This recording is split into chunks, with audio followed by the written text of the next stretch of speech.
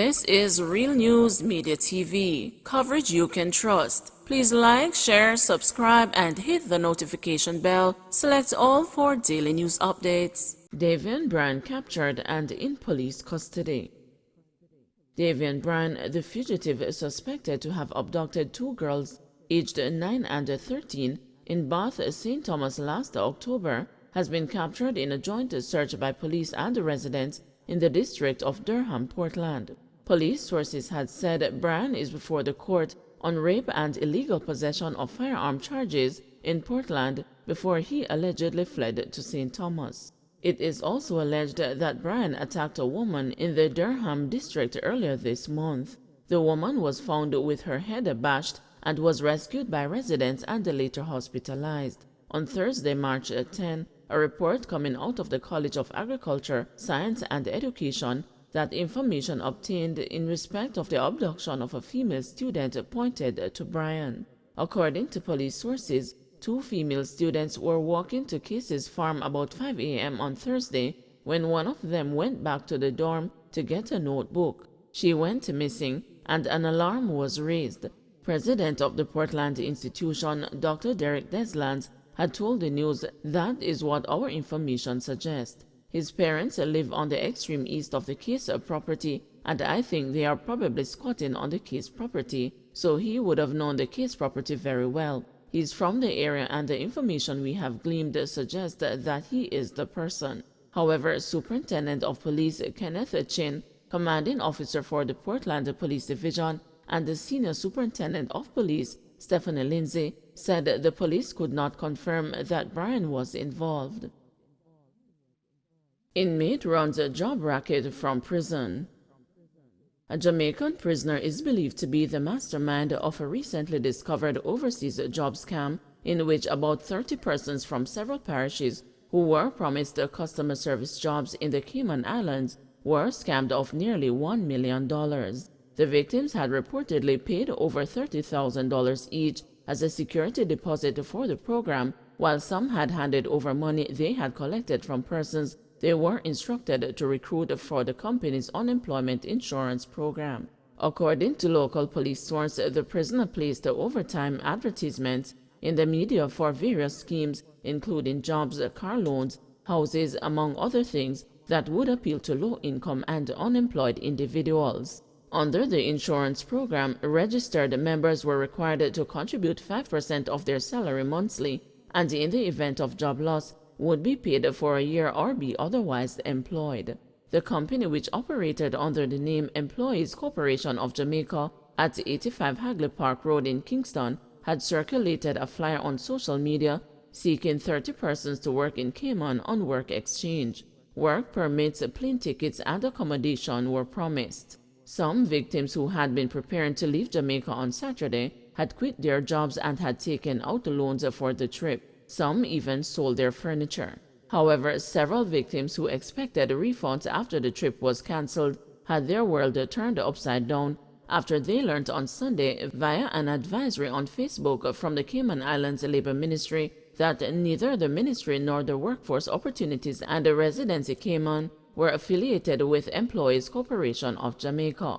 Many turned up at the fraud squad office in downtown Kingston on Monday to report the matter after the branch director, who had promised to refund the money, informed them that she was going to the station. Roxanne Francis, who had resigned, said they were told that the company was fairly new, but that it had branches in 21 different countries. "We were informed that we would have worked for the company for 2 weeks with pay before we migrate to the Cayman Islands on March 19, but we were not paid that salary, and we had to be going back and forth with persons as the information was not communicated effectively among everyone," she said. According to Francis, the company's production manager, who had conducted the training, had assured them that the job was legitimate. But she said the branch manager disclosed in a WhatsApp group Sunday night that she did not know who the owner was and had never met him. She said she had been working with him since January 22, but he has never paid her, and that it is her baby father who provides her with a source of income. "I am not certain as to how she pays the workers who are enrolled," Francis added. Another victim who had quit but whose employer had not accepted his resignation said he was very skeptical of the job opportunity from the onset but brushed aside those reservations because his relative had helped him land the post and they gave assurances that it was genuine. Rashane, who requested that his surname be withheld, said he had seen the flyer floating around but had not given it a thought until his niece told him to check it out. He admitted to having misgivings because of several red flags but pushed ahead. I believed in the business idea, especially after seeing how many people lost their jobs in the pandemic, he said. However, he said for March, the company told them that it had a promotion where persons who registered were required to pay $500 per week and that each of them was mandated to recruit at least 50 persons to qualify for the Cayman program. But the call center workers said after encountering several red flags, including legal documents filled with grammatical errors, February flight delays, assurances of no need for COVID-19 vaccination or testing for travel, changed his mind after the trip was cancelled on Saturday. He demanded back his money but was told it was too late. Rashane said he spent about $50,000, including funds for a police record, but was more worried about other victims who had exhausted their income and were deep in debt. A lot of persons resigned from their jobs, some sold down to their furniture. I know one girl who gave up her house and went to stay with her mother as she was saying her contract was for 3 years, he said. A lot of people went out of their way, and what really hurt is that we are not being treated as victims. According to Rashane, the police seem to be treating the branch manager as a victim, claiming naivety. However, he has a cause for concern because the executive repeatedly assured them that the company had secured the work permits. Meanwhile, attorney-at-law Stephen Jackson, who has been retained by the branch manager, said his client has not been detained by the police and that she went in to make a statement. My client is not involved in any fraudulent activity, and I have not gotten any instruction about the money, but we are ready to show that we are not involved, he said. Fright as a Cornwall regional buckling from chronic shortage of nurses.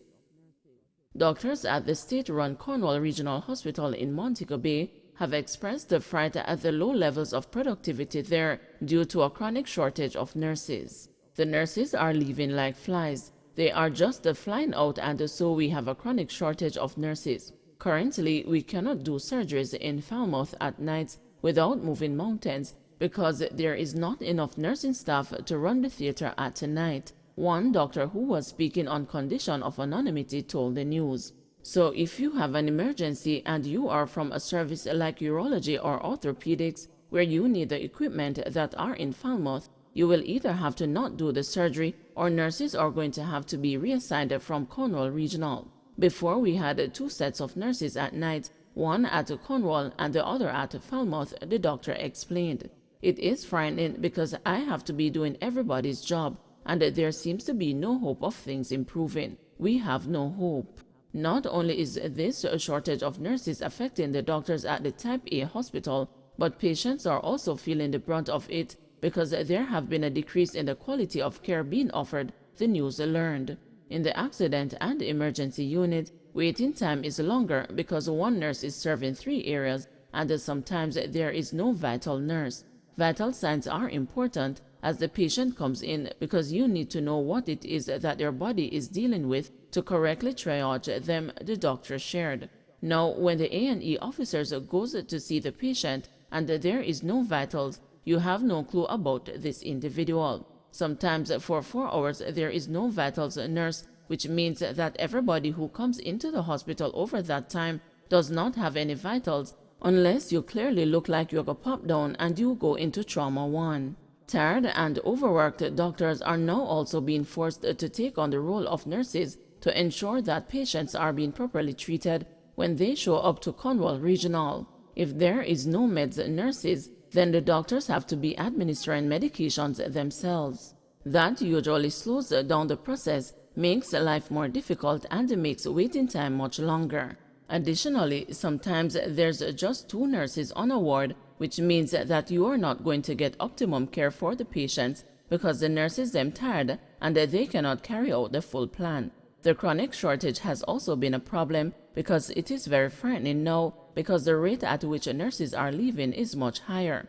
I know at least 6 nurses who have left the A&E department since January. I know another one who is also leaving, one doctor told the news. Another doctor expressed dismay at the rate at which the nurses are leaving for better pastures. The rate of attrition is disheartening, especially given the main reason, a livable wage. Nurses have left and within a short period of time have been able to afford things that some senior nurses and even other working professionals in Jamaica have not been able to afford, such as an affordable home and a car, the doctor told the news. But there have been talks across the hospital that interested nurses have applied to work at Cornwall Regional and have yet to be contacted, a doctor revealed. I heard some nurses saying that there are registered nurses who have applied to the Western Regional Health Authority and that they have not heard back from the region. So there are nurses who are leaving and others who have applied to work and them not take them on. It is challenging because we just don't have enough nurses, and it is really upsetting to hear that nurses have applied and are not being employed, said the frustrated doctor. When contacted by the news, senior medical officer at Cornwall Regional Hospital, Dr. Derek Harvey, confirmed that there is indeed an alarming shortage of nurses at the facility. We certainly have had a high attrition as a number of trained nurses are leaving the system. Earlier this week, a specialist nurse came to me and said, "Doc, I am leaving," Dr. Harvey said. With many of the hospital's specialist nurses opting for greener pastures, Dr. Harvey noted that the A&E department has been severely affected. Additionally, he pointed out that the hospital's operating theaters are also buckling under pressure due to this factor. I was on vacation in December and I got to understand that 4 trained emergency nurses went off, and since then another 2 have left. So in terms of having trained specialist nurses for A&E, the numbers have certainly decreased, lamented Dr. Harvey. There are good days when there is adequate staffing, but there are days when you find that one nurse is covering more than one area. So yes, that impacts the quality of care you get, he told the news. Dr. Harvey continued, "It is really putting a strain on the staff to be covering 2 emergency operating theaters full time. I will say that is an issue." Don't forget to like, share, subscribe, and hit the notification bell. Select all for daily news updates.